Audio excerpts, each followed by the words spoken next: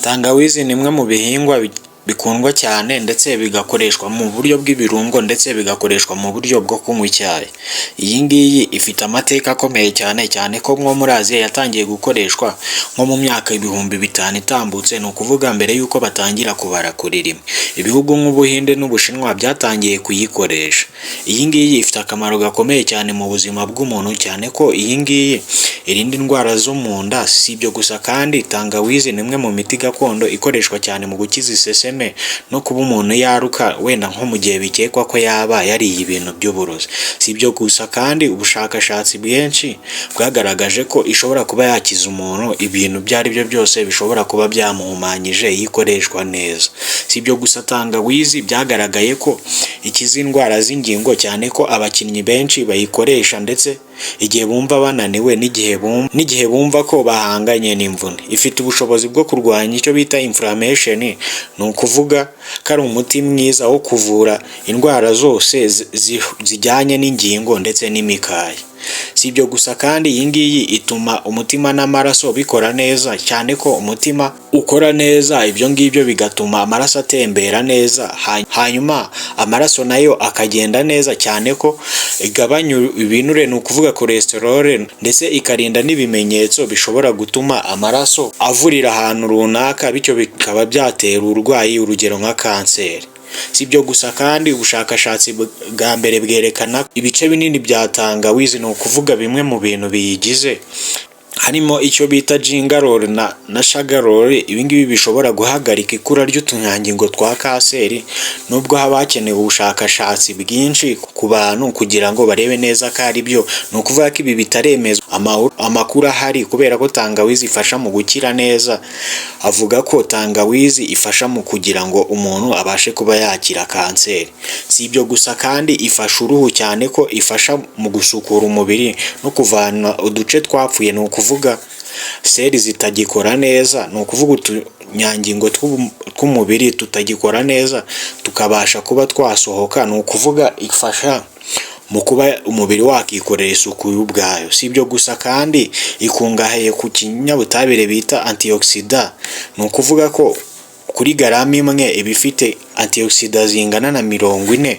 Hanyuma imwe mu biryo iyo ifite antioxidant nyinshi ibishobora gufasha umuntu mu buzima bwe bwa buri munsi akiyumva neza, cyane ko tangawizi abantu benshi babonye ko ari umuti ushobora gufasha umuntu mu buzima bwe bwa buri munsi. Si ibyo gusa kandi tangawizi ifasha ibintu byinshi, cyane ko ifite akamaro gakomeye cyane nko ku bagabo. Tangawizi yongera testosterone, cyane ko ubushakashatsi bwakozwe mu mwaka w'2018 bwerekanye ko tangawizi ishobora gutuma testosterone, ni ukuvuga umusemburo w'akanyabugabo ku mugabo, uzamuka cyane, ndetse bigatuma amaraso agenda akora neza, hanyuma ibi ngibi bigatuma afata ibyemezo byiza, ni ukuvuga ko igihe cyose aba yumva ari fit ndetse afite akanyabugabo, yiteguye guhangana n'ikintu icyo ari cyo cyose. Si ibyo gusa kandi iyi ngiyi yongera intangangabo, ni ukuvuga ko intangangabo z'umuntu ukoresha tangawizi, yaba mu kuyirya cyangwa se mu kuyinywa mu binyobwa,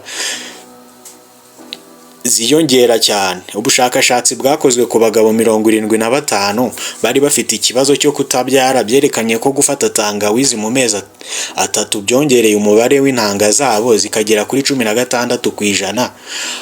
Ni ukuvuga ko zavuye kuri 47 zikaza kugera hafi kuri 63 hose.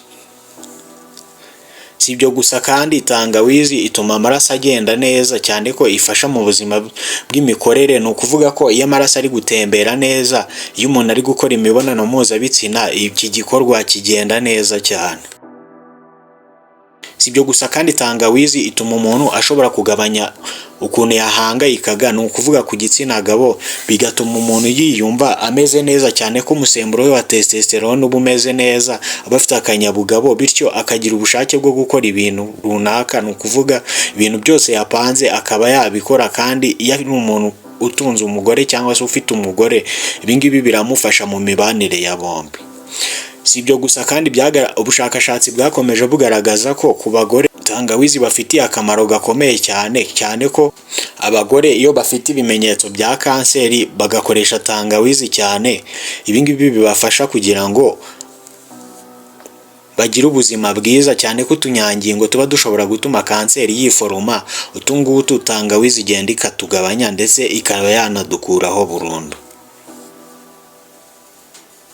Gusa nubwo bimeze gutyo, abahanga bibutsa ko tangawizi ishobora gukora mu buzima muri rusange, igakora nk'umuti gusa igakiza ibibazo bimwe na bimwe, ni ukuvuga wenda ibibazo bijyanye n'imyanya y'imyororokere, ariko idakuraho ko umuntu niba afite ikibazo kiri seriye atagomba kugana abaganga. Niba ubona ufite ikibazo kiri seriye cyane, ugomba kugana abaganga, akaba aribo bakugira inama niba ukwiriye kuyikoresha cyangwa se kuyireka.